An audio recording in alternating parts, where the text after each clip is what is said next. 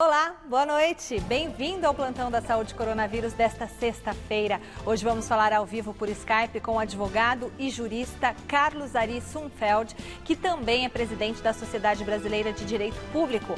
O nosso tema é a possibilidade de processos contra autoridades federais e estaduais por posturas que comprometam o combate à Covid-19. Celso. Boa noite, Michele. Boa noite para você. E na bancada do Plantão da Saúde receberemos a médica Carolina Lazzari, infectologista do Grupo Fleury e chefe da seção de Biologia Molecular da Divisão de Laboratório Central do HC.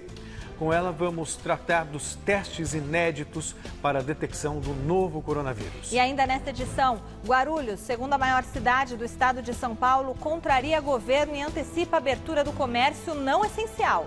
Nossa equipe flagra ônibus lotados na zona sul de São Paulo, na contramão da orientação do prefeito Bruno Covas. E também distanciamento amoroso. Pandemia muda a rotina de casais no Dia dos Namorados. Tudo isso e muito mais logo após as dicas. Imperdível. Estamos de volta e vamos ao nosso telão da saúde ver como está a atualização dos casos do novo coronavírus no país e aqui no estado de São Paulo. Até a última atualização feita pelo Ministério da Saúde ontem à noite, o Brasil registrava 40.919 óbitos e 802.828 casos. Quase 1 milhão de casos. Porém, o consórcio de veículos de imprensa, que realizam um levantamento a partir de dados das secretarias estaduais de saúde, aponta que o país já tem 41.162 mortes por Covid e 809.398 casos. Hoje, no estado de São Paulo, pelos números atualizados, já são 10.368 mortes e 167.900 registros da doença. Em 24 horas, 223 óbitos e 5.380 novos casos no estado. E vamos ao vivo falar com o repórter Osmar Garrafa, Celso, que está no Hospital de Campanha do Pacaembu e tem atualização da situação por lá e sobre a ocupação de leitos nos demais hospitais do tipo na cidade. Boa noite, Garrafa. Boa noite, Michele. Boa noite, Celso. Nós falamos aqui ao vivo da Praça Charles Miller, bem em frente ao portão principal do estádio do Pacaembu, onde está o hospital de campanha. Uma sexta-feira de muito calor na cidade. Nesse momento nós temos 26 graus e bem à nossa frente aqui na Charles Miller, a gente observa aqui um trânsito muito intenso e hoje, em função do calor, uma movimentação grande de pessoas se exercitando nessa área que é de risco biológico, não é? Aliás, ainda temos muita gente por aqui, pessoas com máscara, pessoas sem máscara. Muita gente saiu das suas casas para se aproveitar deste final de tarde aqui bem em frente ao Hospital de Campanha do Pacaembu. E repito, o trânsito é intenso neste momento, sexta-feira de calor na cidade de São Paulo. Bom, vamos então aos números. Aqui no Pacaembu são 200 leitos, como já é sabido, não é? Ocupados nesse momento são 74. Na ala de enfermaria temos 69 pacientes. Leitos de estabilização são 5, as populares semi-UTIs.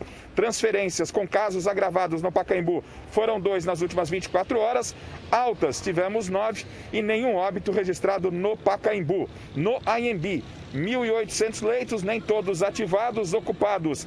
De acordo com o último boletim, 365 pacientes. Na ala de enfermaria estão 345. Nas semi-UTIs são 20 pacientes. Transferidos com casos agravados foram 11. Altas, 33 e nenhum óbito. No Ibirapuera, zona sul da cidade de São Paulo, 268 leitos. Internados neste momento são 181 pacientes com 38 altas. E o hospital, que é diferente dessas três que nós já destacamos, o do Heliópolis, que atende também não só casos de média e baixa complexidade, atende também casos mais graves.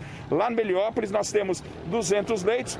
Neste momento são 131 pacientes internados, sendo 17 deles estão nas semi-UTIs, unidades de terapia intensiva. Michele e Celso. Obrigada, Garrafa. Obrigado, Garrafa. O governo de São Paulo recebeu hoje mais 650 respiradores. No total, agora o estado conta com 1.500 aparelhos do modelo Biovent, vindos da Turquia. Os aparelhos desembarcaram no aeroporto de Viracopos, em Campinas, e virão para o complexo do Hospital das Clínicas da Faculdade de Medicina da USP, onde serão montados e calibrados. Após o processo, eles seguem para distribuição a hospitais do SUS. Os equipamentos vindos da Turquia foram comprados e doados ao estado pela Fundação Butantan para o enfrentamento do novo coronavírus. Ainda para equipar leitos de UTI, São Paulo recebeu no último mês outras 350 unidades vindas da China e mais 100 equipamentos de um fornecedor nacional. No total, desde o início da pandemia, são mais de 1.500 aparelhos que devem atender 62 municípios do estado. Guarulhos, segunda maior cidade do estado de São Paulo, com mais de 1.300.000 habitantes, antecipou para hoje a reabertura dos comércios não essenciais, o que deveria acontecer somente a partir de segunda-feira. Reclassificada para a fase laranja no plano que prevê a retomada gradual da economia no estado, Guarulhos registra quase 4.000 casos confirmados e 474 mortes pelo novo coronavírus. Na capital paulista, hoje foi mais um dia de filas nas portas dos shopping centers. Vamos ver com o Marcelo Basségio. Promovido à fase 2 do Plano São Paulo, o município de Guarulhos, vizinho da capital, que vem trabalhando no seu limite de capacidade hospitalar, deveria promover o funcionamento desses estabelecimentos apenas a partir da próxima segunda-feira, mas acabou passando por cima das orientações do governo estadual. De acordo com o prefeito de Guarulhos, Gustavo Henrique Costa, do PSB, conhecido como Guti, a reabertura de comércios foi antecipada pelo fato de o seu município ter um índice de contágio pelo novo coronavírus a cada 1.000 habitantes menor que o da capital. A capital reabriu, a partir de ontem a capital reabriu. Nós temos aí 39 quilômetros de áreas fronteiriças, ou seja, de vizinhança com São Paulo. E lá o índice de contágio a cada 1.000 habitantes é muito maior do que de Guarulhos, né? Chega a ser praticamente o triplo já. Embora tenha ignorado o Plano São Paulo de reabertura gradual da economia, a Prefeitura de Guarulhos impôs algumas regras em seu decreto de reabertura de comércios não essenciais, como a proibição da entrada de pessoas acima de 60 anos em alguns estabelecimentos. Nessa semana, circulou na internet um vídeo que registrava diversas camas desocupadas no Hospital Municipal de Urgência de Guarulhos. Mas a Secretaria de Saúde da cidade fez questão de esclarecer a situação, confirmando a abertura de 10 novos leitos de UTI nessa unidade na próxima semana.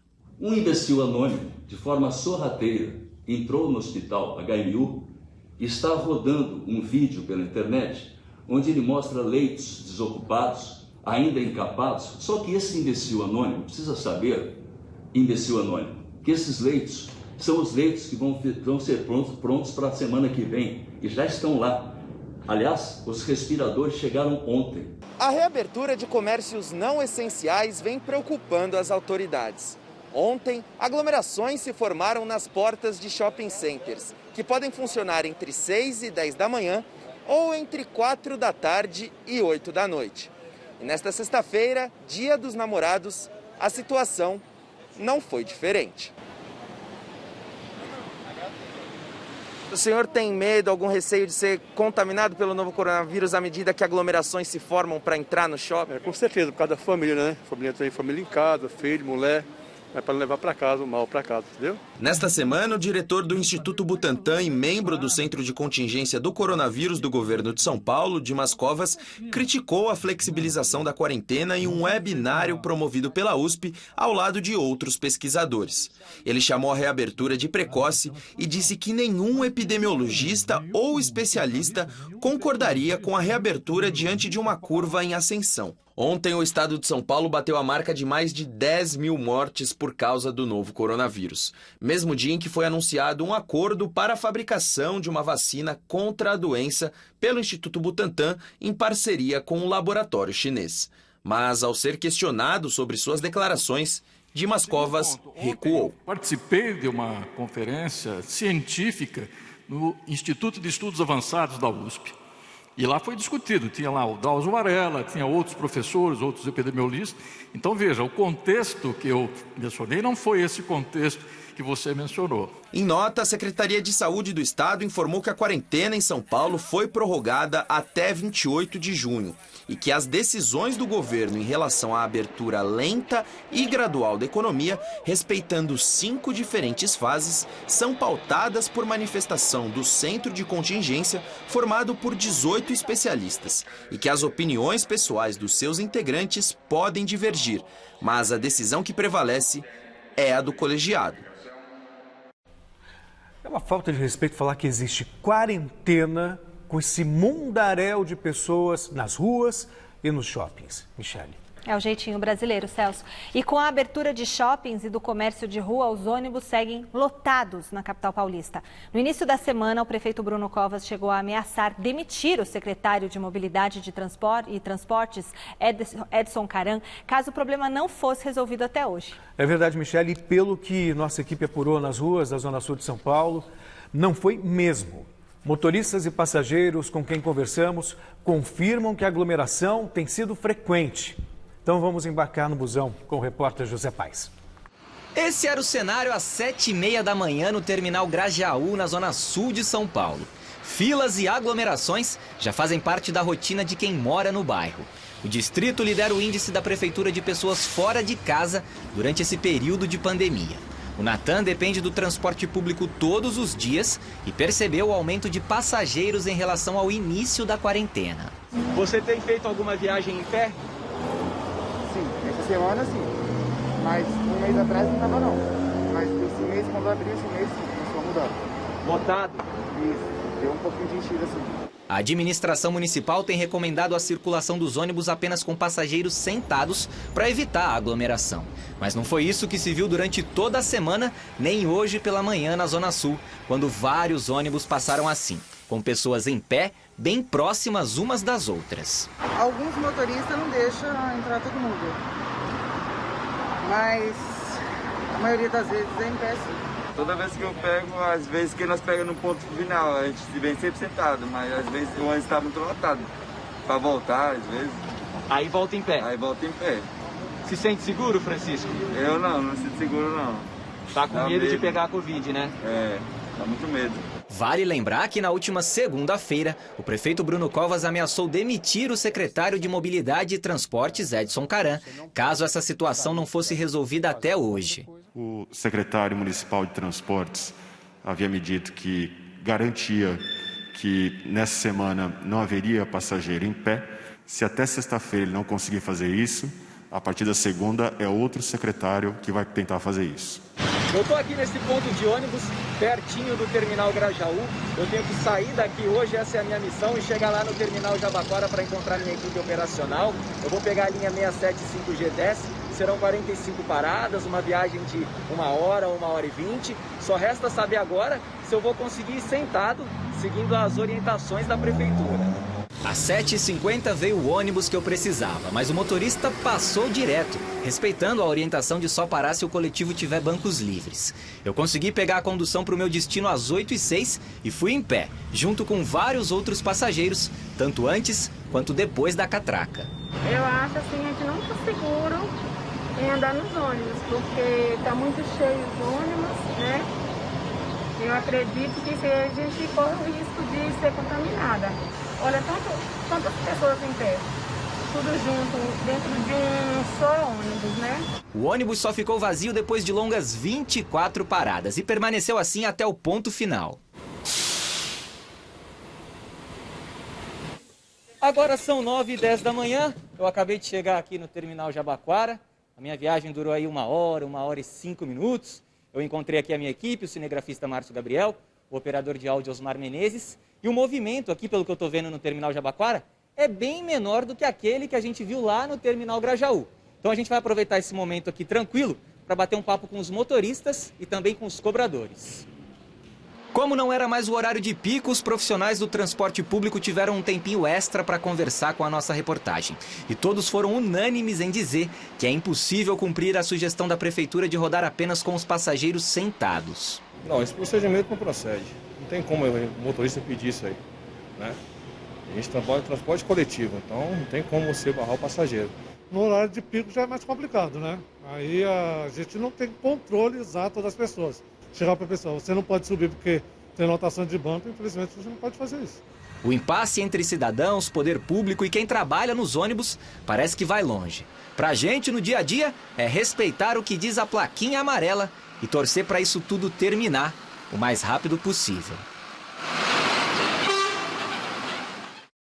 Atualizando a informação, o secretário municipal de Transportes, Edson Caran, acaba de apresentar pedido de exoneração que foi aceito com ressalvas pelo prefeito Bruno Covas. Vamos ao vivo falar com o repórter Luciano Penteado, que tem mais detalhes. Boa noite, Luciano.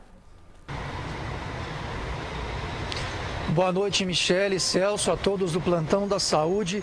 Esse pedido de demissão do secretário Edson Caran foi agora, como você falou, no finalzinho da tarde, e ele pediu demissão e aí o prefeito Bruno Covas aceitou esse pedido, mas colocou uma condição, Ele disse para o Edson Caran esperar até que a prefeitura, que ele fique no cargo mais alguns dias até que o novo secretário seja anunciado. A prefeitura ainda não divulgou um prazo, também não divulgou quem vai ser o substituto do Edson Caran. Fica, portanto, a expectativa de quem será o próximo secretário que vai, como a gente viu na reportagem, herdar essa polêmica toda aí de ser o secretário que vai estar à frente da pasta responsável pelos transportes diante aí dessa polêmica que está colocada, essa recomendação da prefeitura para que os ônibus circulem apenas com passageiros sentados, só que a gente está vendo exatamente o oposto, a gente está vendo uma flexibilização do comércio, dos serviços, tem muita gente reclamando nas ruas que está havendo uma abertura gradual da economia e não teria como, na prática, você exigir que os ônibus circulem com menos gente, sendo que essas pessoas têm que ir trabalhar, têm que resolver suas situações e acabam dependendo do transporte já deficiente, com vários problemas em São Paulo, como a gente sempre mostrou no Jornal da Gazeta e está mostrando agora aqui no Plantão da Saúde. Nós questionamos a prefeitura sobre essa matéria aí do José Paes, sobre a situação no Grajaú, mas até agora não tivemos resposta. A demissão do Edson Caran não deixa de ser uma resposta da prefeitura, já que o próximo secretário é que vai tentar resolver aí essa orientação do prefeito Bruno Covas para que os ônibus circulem apenas com passageiros sentados. Fica, portanto, a expectativa de quem será o próximo secretário e de como que principalmente ele vai tentar resolver essa situação a partir da próxima semana. Voltamos com vocês aí no estúdio. Obrigada, Luciano. E a Organização Mundial da Saúde afirmou hoje que o sistema de saúde do Brasil, um dos epicentros mundiais do novo coronavírus, é uma preocupação constante, mas que está conseguindo lidar com a pandemia. Mas a OMS também fez um alerta para o aumento crescente de casos no país.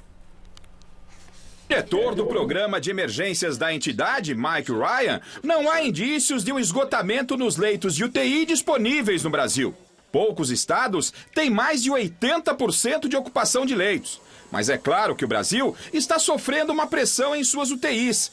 Mas os dados nos mostram que não há um colapso do sistema, afirmou. A resposta do diretor do programa de emergências da OMS veio após ele ser questionado sobre a declaração de ontem do presidente Jair Bolsonaro, que sugeriu a seus apoiadores que entrassem em hospitais públicos para filmar os leitos de UTI e mostrar se eles realmente estão ocupados.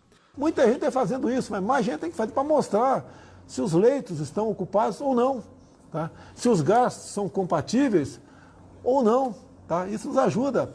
Sem citar diretamente Bolsonaro, Mike Ryan destacou ainda o trabalho dos profissionais de saúde do país, que atuam na linha de frente dos hospitais. Ele deu os parabéns aos trabalhadores ainda mais essenciais nas áreas onde há grande concentração de casos, como no Amazonas. E no Rio de Janeiro, um grupo formado por pelo menos 6 pessoas entrou no Hospital Municipal Ronaldo Gazola, unidade de referência no tratamento da Covid-19 na cidade, e invadiu alas restritas a médicos e pacientes. De acordo com relatos de profissionais, uma mulher teria chutado portas, derrubado computadores e até tentado invadir leitos de pacientes internados. E vamos agora à nossa primeira entrevista do dia, ao vivo por Skype, com o advogado e jurista Carlos Ari Sandfeld, que também é presidente da Sociedade Brasileira de Direito Público e professor titular da Escola de Direito de São Paulo, da Fundação. Bom, o nosso tema é a possibilidade de processos contra autoridades do governo federal e estadual por posturas que comprometam o combate ao novo coronavírus. Boa noite, seja bem-vindo ao Plantão da Saúde, obrigado por aceitar nosso convite, doutor. Um grupo de parentes de vítimas do coronavírus entrou nessa semana com uma queixa-crime contra autoridades em Bérgamo, no norte da Itália, por negligência e erros na gestão da pandemia que matou mais de 34 mil pessoas por lá. Isso pode acontecer por aqui também, considerando a conduta dos governantes na luta contra a Covid-19? Mais uma vez, seja bem-vindo. Boa noite. Obrigado, boa noite, Celso, Michele, é um prazer estar com vocês. Nós estamos numa situação de muita incerteza. Há muita dúvida sobre como enfrentar a pandemia, porque as informações elas são muito novas. Então é preciso entender que parte das autoridades de saúde e parte dos governadores, dos prefeitos, estão lidando o melhor possível com essa incerteza. Haverá recuos, haverá erros, e isso faz parte da situação de incerteza. Mas, de outro lado, é preciso que, dentro dos limites do conhecimento que se tem, as autoridades sejam responsáveis. Elas não podem agir de má fé, nem podem cometer erro grosseiro, senão se arriscam, sim, a ser processadas. Por exemplo, se uma autoridade pública importante, ao invés de incentivar as pessoas a se protegerem com máscaras, a se manterem em casa, estimula as aglomerações, ela está agindo com má fé ou com erro grosseiro, evidentemente. Por quê? Porque isso contraria todas as recomendações mínimas e inquestionáveis das autoridades de saúde. Isso pode ter consequências negativas para as pessoas, né? E aí essa autoridade pode sim responder por colocar a vida dos outros em risco ou até de ser responsável por mortes, né? Tá certo, doutor. Doutor, agora vamos para um outro exemplo. Vamos supor assim, essa época de quarentena, né? Apesar dessa flexibilização do governo estar reabrindo aí o comércio, mas vamos supor que um vizinho está dando uma festa. O meu vizinho está dando uma festa, o meu vizinho não dá, mas vamos supor que um vizinho está dando uma festa, a casa cheia de gente, churrasco, tudo mais. Há a possibilidade de entrar com alguma medida judicial para coibir essa atitude dele? Em tese, sim, o Poder Judiciário pode proteger os direitos das pessoas, inclusive cautelarmente. Mas é difícil, na prática, reagir a uma festa que já está acontecendo com um pedido de medida judicial. É mais efetivo tentar conversar com o vizinho para que ele seja razoável. Nem sempre ele é razoável.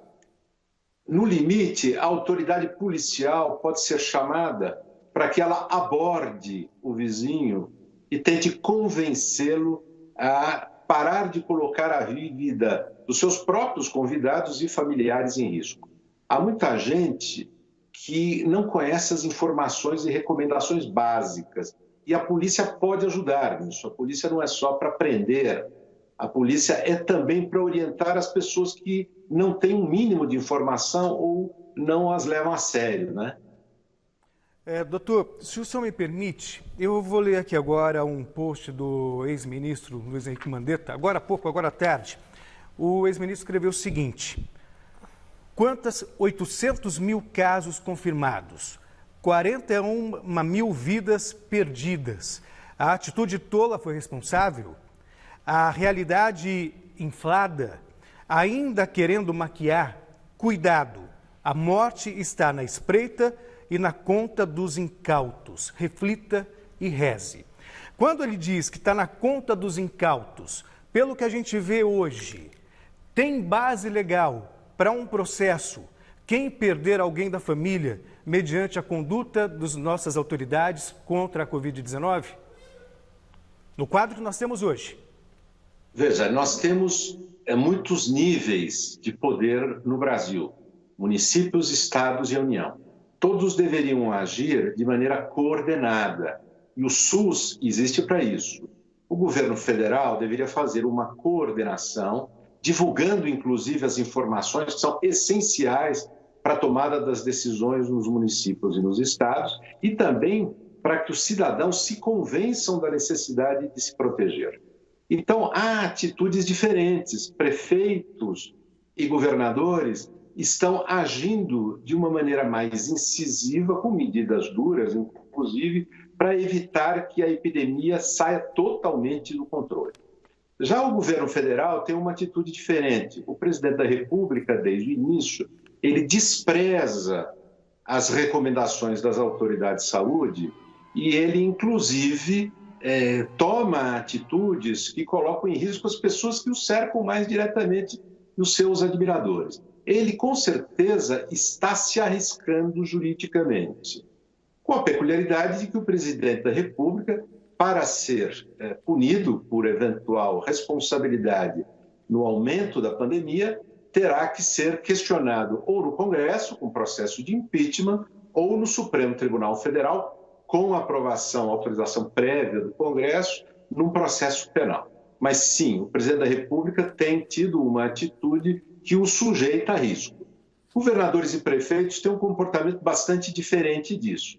Claro que há alguns mais cautelosos, outros com menor capacidade de ter cautela e passar segurança para a população, mas todos, em tese, têm que tomar cuidado porque eles têm que cumprir com responsabilidade o seu dever com a saúde da população. De maneira que todos são, em tese, passíveis de responsabilização. Alguns já cometeram atos que podem suscitar processos judiciais ou processos de impeachment. Muito obrigada, Dr. Carlos Ari Sumfeld, que também é presidente da Sociedade Brasileira de Direito Público, professor titular da Escola de Direito de São Paulo, da Fundação Getúlio Vargas. Muito obrigada, viu, doutor? Fundação Getúlio Vargas. Uma grande noite para o senhor e obrigado pela presença aqui no Plantão da Saúde. Bom final de semana. Muito obrigado. Isolamento e amor. Palavras opostas, não se atraem, mas que por imposição da Covid-19 fazem agora parte da nova realidade frente à pandemia. Hoje, dia 12 de junho, é comemorado o Dia dos Namorados aqui no Brasil. E para o brasileiro, caloroso por natureza, tem sido particularmente difícil manter o coração em quarentena. E a ciência explica o porquê. Para nós humanos, a distância pode ser tão dolorosa. Ficar perto está no DNA e a solidão é contrária ao nosso entendimento de boa saúde física e mental. Vamos ver na reportagem do José Paes.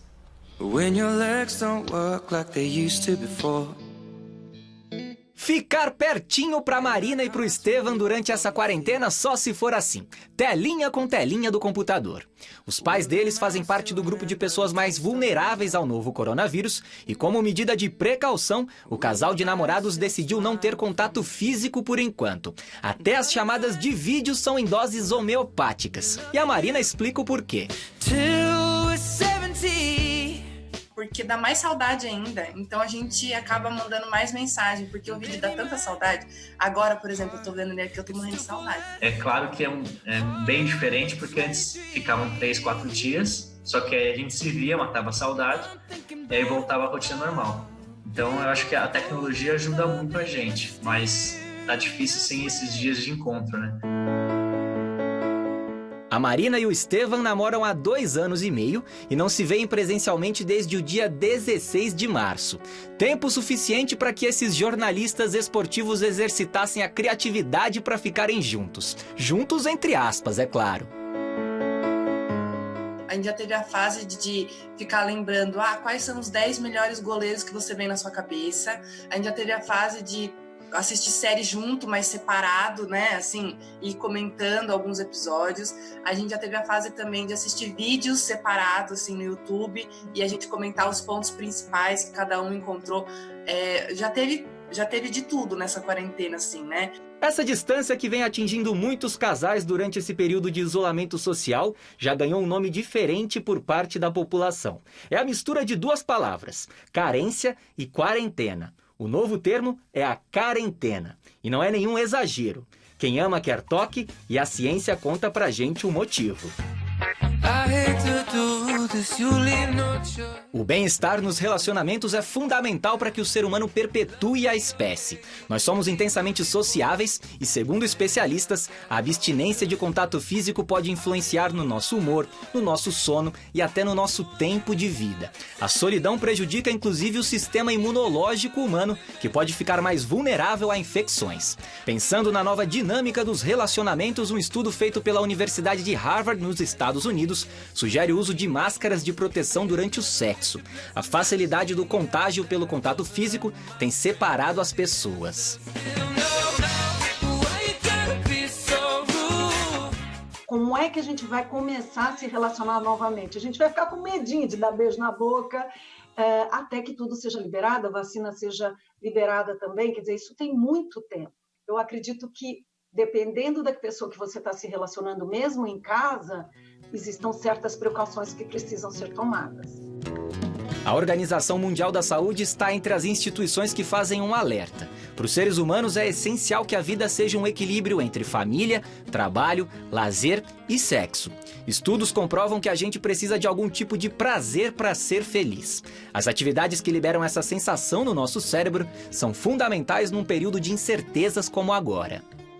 Eu acho que nesse momento a gente tem que se conectar com os nossos pensamentos, nossos sentimentos, nossas emoções, com os nossos valores e ter muita calma, né? Porque a gente precisa cuidar de nós mesmos. Se a gente não ter esse olhar interno, a gente vai deprimir, a gente vai adoecer. Em tempos de pandemia, até o que não é muito prazeroso no relacionamento da publicitária Daniela e do músico Fernando anda dando bastante saudade. Tô sentindo muita falta de tudo, desde do pagodinho ali, da cervejinha com a galera, até ficar de olho em cada pessoa ali que tá em cima dele. Ganhei pelo menos um tempo, né? Mas aí depois não volta, não tem jeito. O prazer de ficar fisicamente juntinho de quem a gente ama pode demorar um pouco para voltar à normalidade. O jeito agora é pensar que nem o Estevam, que deixou a Marina ainda mais apaixonada no fim da nossa entrevista. Eu bato na tecla que num relacionamento é muito importante essa sensação de saudade. Mas nesse momento em que você realmente não tem controle sobre a situação, você percebe o quanto que aquilo significa para você, o quanto aquilo te faz bem. Que isso, hein? É pra casar isso aí, hein, Marina? Ó, ainda bem que falou isso ao vivo aqui, ó. Vamos lá.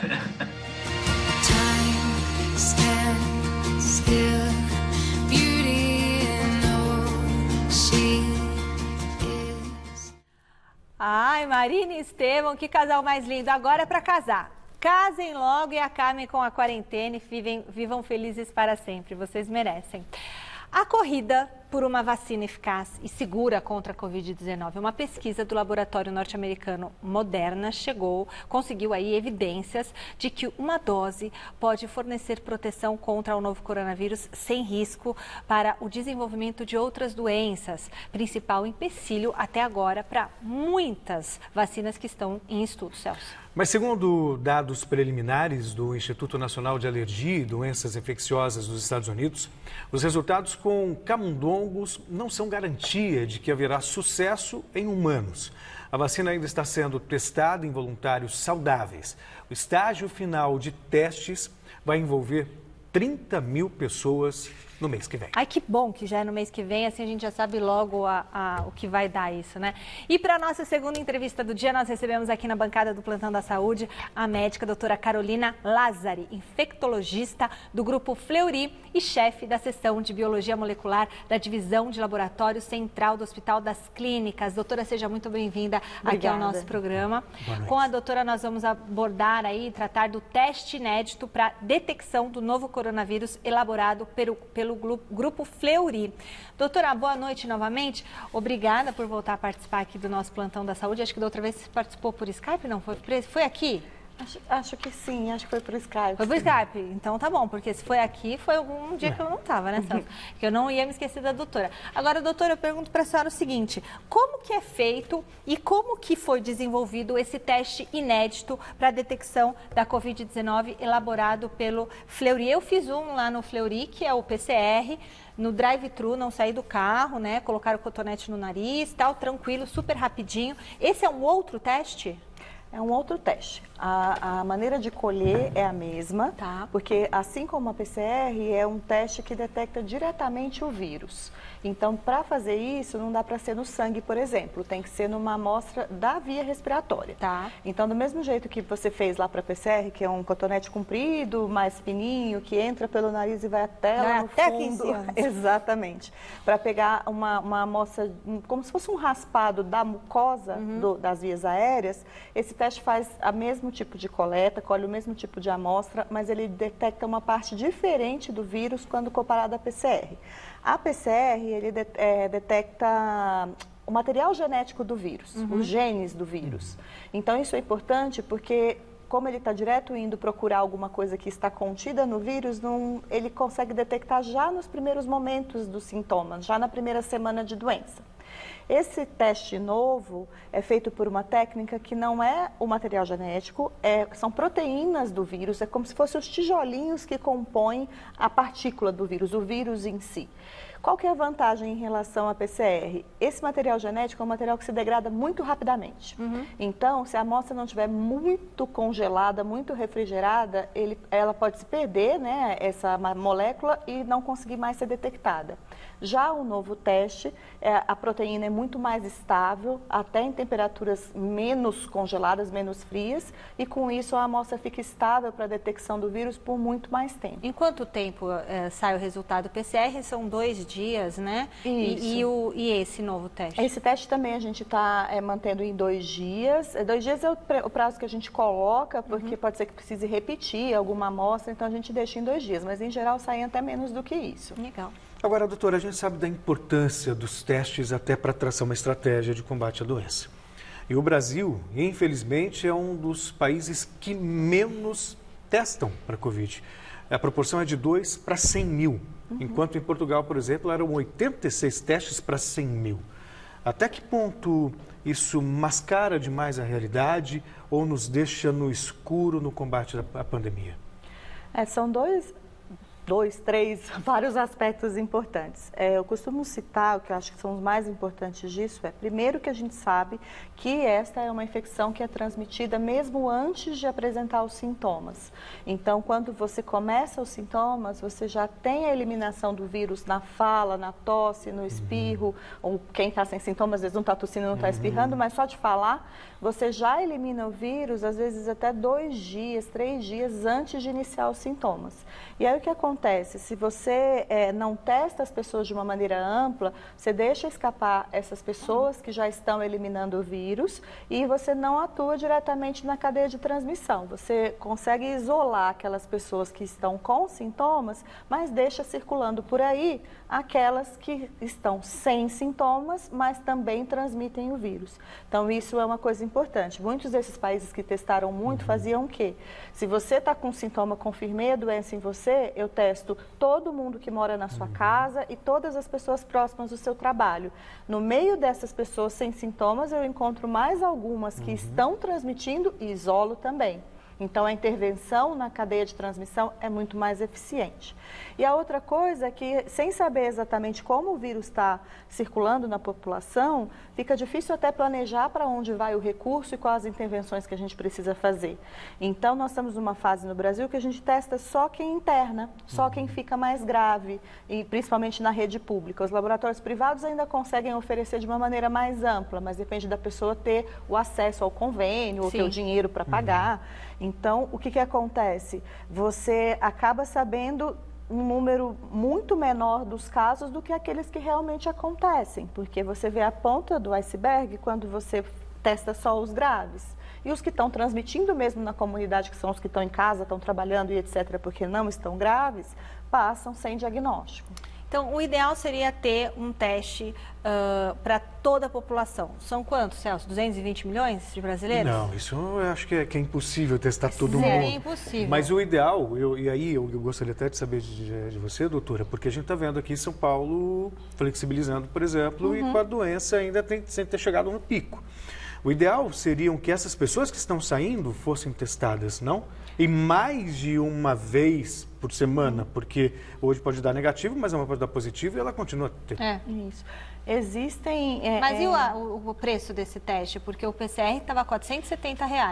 E esse novo? Esse tem um custo bem mais barato, eu não consigo te precisar aqui, mas é um teste que tem um custo muito menor, Ótimo. até pela tecnologia que é utilizada. É uma tecnologia que, embora de vanguarda, ela tem uma complexidade menor do que a da PCR. Então, isso é bastante interessante. E uma coisa que eu descobri nessa pandemia, a gente sabe que o Brasil é quase que um continente, né? E com vários países dentro. Então, as condições de acesso até a estrutura relacionada a laboratório no país é muito diferente. Então, por exemplo, há estados que têm dificuldade de ter gelo seco disponível para congelar amostras para enviar para um laboratório de referência. Então, por exemplo, com a PCR, se você mandar a amostra sem congelar de um estado para o outro, ela vai chegar fora de condições de análise. Se você usa um teste em que você pode mandar só refrigerada, caixa de cerveja, caixa refrigerada com gelo ou com aqueles gelos artificiais, gelox dentro, você consegue, é muito mais fácil que um estado mais longínquo, uma cidade mais do interior, que não tem o seu laboratório lá presencialmente, conseguir enviar e a amostra chegue em condições. Então, essa é a principal vantagem desse teste, e além de ter um custo mais barato. Doutora, esse novo exame, né, ele chama como, doutor, esse novo exame? Ele é feito por uma técnica, a gente fala pesquisa de antígeno. Antígeno é o nome bonito para essas proteínas que a gente pesquisa do vírus, que indicam a presença dele naquela amostra, e a técnica chama espectrometria de massas. Nossa, não dá para fazer um S, não sei o que lá, porque o PCR... MS. Chama MS, esse novo teste MS. A gente fala MS porque a espectrometria de massas é a sigla em inglês, né? Tá, MS. Então, o MS, esse novo teste, ele consegue trazer sinais médicos aí que apontam se o vírus presente no corpo do infectado ainda possui capacidade de infectar outra pessoa? A gente está trabalhando nesse sentido. Isso ainda não está completamente demonstrado, mas existe um racional biológico para isso. Quando você detecta só o material genético do vírus, que é o que a PCR faz, existe, e a gente já conhece isso para outros vírus respiratórios, a possibilidade de você ter na amostra só o material genético do vírus, mas não ter vírus inteiro capaz de causar infecção em outra pessoa. Então, isso já está bem demonstrado. Tem estudos com esse próprio coronavírus que mostra que às vezes a amostra está positiva na PCR, quando você faz um tipo de teste que mostra vírus vivo, que é a cultura, ele não aparece. Qual que é o racional desse teste? Quando ele procura proteína e não o material genético, ele procura pedaços da partícula inteira do vírus. Então, é possível que a presença da proteína reflita a presença de um vírus inteiro, mas isso a gente está estudando ainda. Doutora, a gente tem notado, né, que as pessoas estão muito confusas em relação a tudo que está acontecendo no Brasil, enfim, por tudo que já é, né, de conhecimento não público. Não, sem razão, né? Pois é, e muitas pessoas, inclusive muitos integrantes do Ministério da Saúde, recentemente, dando a entender que havia uma hipernotificação, uma super notificação. Em contrapartida, a maioria dos especialistas que a gente ouve aqui fala em subnotificação. A gente tem dados de que, por exemplo, 36% das pessoas, em média, dos testes diários no Brasil, 36% dão positivo. Segundo a OMS, deveria ser abaixo de 5%. Isso revela o tamanho da nossa subnotificação? Assim, a positividade do teste, ela é influenciada por uma série de fatores. Da PCR, por exemplo, eu acabei de dar um exemplo. Se você pega uma amostra que deveria ser positiva e deixa ela ali em cima da mesa sem refrigerar e depois vai processar, ela vai dar um falso negativo.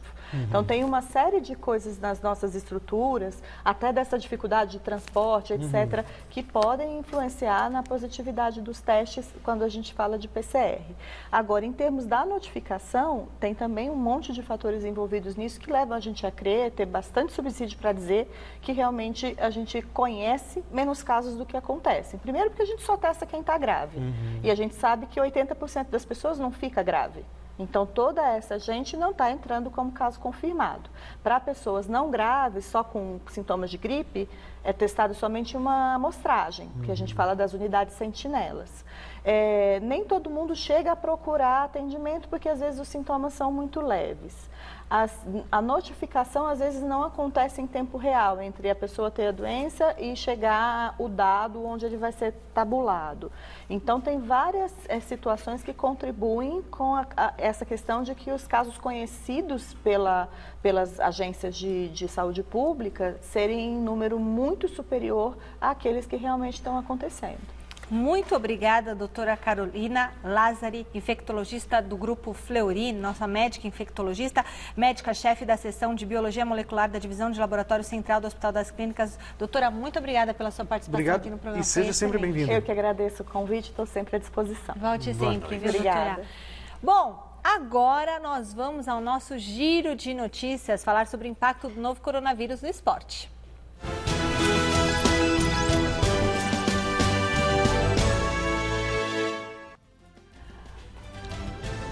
Ontem nós mostramos aqui 2 jogadores que deram mau exemplo lá na Europa.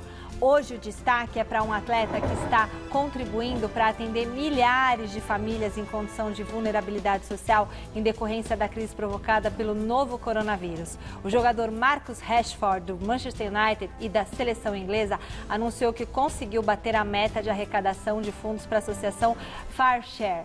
Esses recursos serão destinados para servir cerca de 3 milhões de refeições para a população de baixa renda no Reino Unido, principalmente crianças que não estão contando com a alimentação escolar nesse período de paralisação das aulas por causa da pandemia. O atleta doou do próprio bolso cerca de 250 mil libras para a campanha, o equivalente a R$1,5 milhão de reais. Celso, Flávio, boa noite, seja bem-vindo. Boa noite, Flávio. Grande atitude, que né? Legal, bem bacana. Né? Tem vários jogadores que estão fazendo esse tipo de trabalho na Europa. Os jogadores de origem africana, muitos deles estão fazendo doações para os seus países. Muito bacana. Que outros sigam o exemplo, é bem legal. Especialmente na África, né? Porque está aumentando o número de casos, a doença começa a crescer por lá e essa ajuda é fundamental. Os organizadores do Mundial de Fórmula 1 anunciaram hoje o parcelamento de mais 3 provas do calendário de 2020. De acordo com o comunicado oficial divulgado nas redes sociais da categoria, os prazos necessários para a construção dos circuitos de rua em Singapura e no Azerbaijão tornam impossível a organização dos eventos em um período de incertezas. Já a etapa do Japão foi cancelada em decorrência das restrições de entrada no país impostas pelo governo local. A temporada começará no próximo dia 5 de julho com a disputa do Grande Prêmio da Áustria, com portões fechados. Mas pelo menos está voltando, né, Celso? Mas são mais 3 cancelamentos, o que é inevitável pelas circunstâncias da pandemia. Né? E há um problema muito sério, porque existe um número mínimo de provas que tem que ser disputadas para o campeonato valer. Se isso não acontecer, se tiver algum problema, algum retrocesso nesse problema todo na Europa, aí talvez a Fórmula 1 não possa ser realizada nessa temporada. A Federação Internacional de Futebol anunciou nesta quinta-feira que vai permitir a abertura da janela de transferências antes do término da atual temporada. De acordo com um documento aprovado pela FIFA, essa antecipação deve ser evitada e só ocorrer caso não exista alternativa. O mercado pode coincidir com as rodadas por, no máximo, 4 semanas e não poderá ultrapassar o período total de 3 meses. Outra mudança aprovada é a ampliação de 2 para 3 do número de clubes nos quais um atleta pode ser inscrito em uma mesma temporada, mas só poderá atuar em 2 deles. A exceção é se o terceiro time fizer parte de uma federação com um calendário diferente. São adaptações, né? Não tem muito jeito, tem que fazer adaptação, tem que mexer, não tem dinheiro circulando, muitas negociações, esse seria um momento de muita... Aliás, hoje estaria começando a Copa América e a Eurocopa. Seria um momento de efervescência do mercado, né, no mundo, mas está tudo parado. Então tem que fazer esse tipo de abertura, esse tipo de sensibilidade, porque estamos vivendo um momento de exceção. É um novo normal, não só do ponto de vista dos cuidados de higiene e conduta de cada atleta, mas também da questão econômica, porque não existe o prejuízo por causa da paralisação. E existe também a falta de renda que vem com os portões fechados, a falta de público. Os clubes vão perder muito dinheiro para a Posição de pandemia. patrocínio. Exato. Vocês acham que deveria diminuir o tempo da partida? Por exemplo, em vez de 90 minutos, diminuir para um tempo só? Não. Aí você mexe muito com a regra do jogo. Aí a regra muda toda. O fato de você possibilitar mais substituições... eu acho que se for fazer assim, é melhor não fazer. A Federação Paulista de Futebol anunciou, após a audiência virtual entre clubes, governo de São Paulo, autoridades de saúde e sindicatos, que está liberado o início do processo de testagem contra o novo coronavírus nos funcionários. Achei que era outra notícia, hein?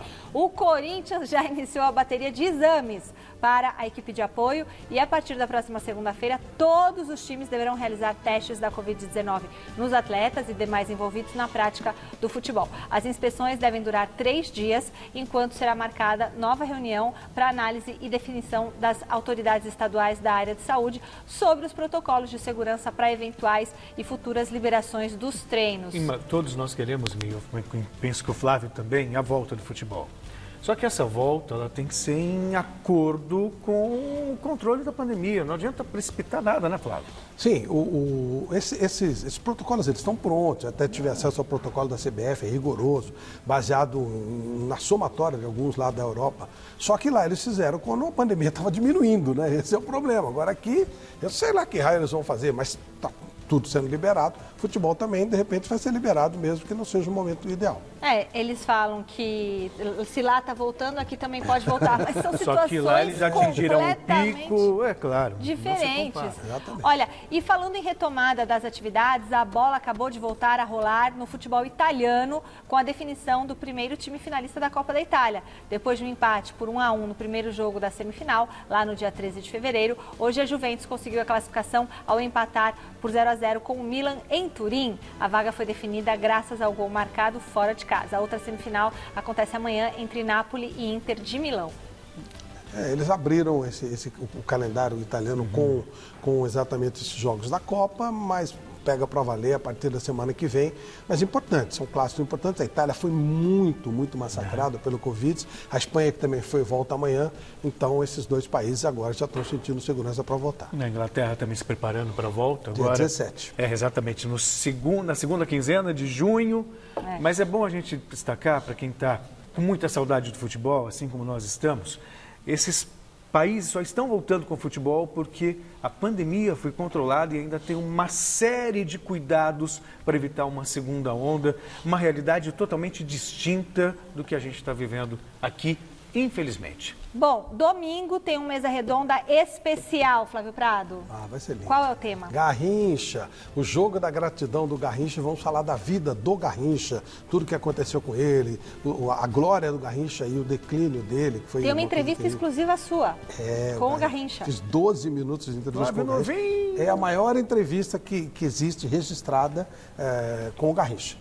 Tem algumas entrevistas que estão por aí, trechinhos e tal, mas 12 minutos lado a lado com o Garrincha, só nós temos e vamos mostrar domingo no Mesa Redonda. Sensacional! Domingo, Mesa Redonda, a partir das 9 da noite. O Plantão da Saúde desta sexta fica por aqui. Nós voltamos na segunda com mais informações e esclarecimentos de dúvidas para você que está em casa, cuidar da sua saúde e da saúde da sua família. Boa noite. Isso aí, sempre com a presença de especialistas para falar sobre o novo coronavírus. Uma boa noite, bom final de semana e fique agora com o Jornal da Gazeta. Até segunda.